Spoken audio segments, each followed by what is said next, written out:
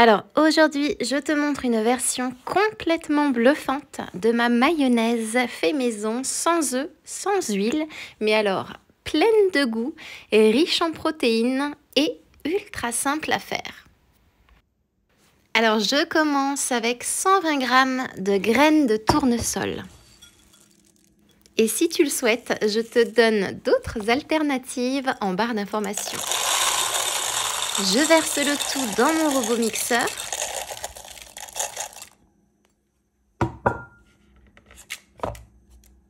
J'y ajoute ensuite une belle pincée de sel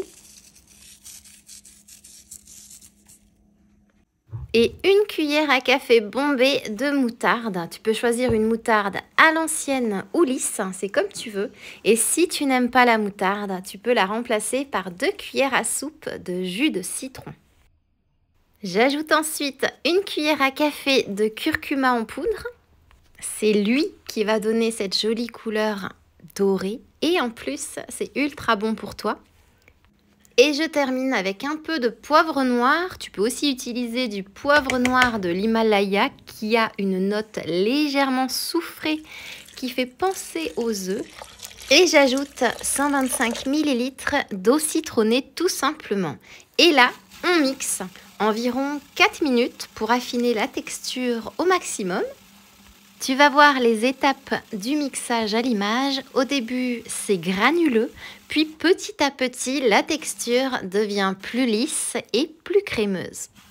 Alors, ça ne sera pas ultra lisse comme une mayonnaise traditionnelle, mais franchement, ça ne dérange pas du tout. C'est naturel et surtout, c'est délicieux. Elle est parfaite avec des légumes croquants, des sandwichs, des wraps ou encore pour tremper ses frites. C'est vraiment une pure merveille. Et le gros avantage de cette recette, c'est que c'est une sauce mayonnaise qui se conserve jusqu'à 3 semaines au frigo sans aucun souci. Et elle peut être consommée par les femmes enceintes qui veulent une alternative fait maison de la mayonnaise traditionnelle.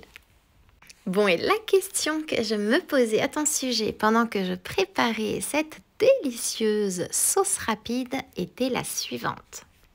Est-ce que tu as déjà bluffé quelqu'un avec une recette végétale sans lui dire? Toujours aussi hâte de découvrir ta réponse et en attendant moi, il ne me reste plus qu'à te souhaiter une délicieuse dégustation.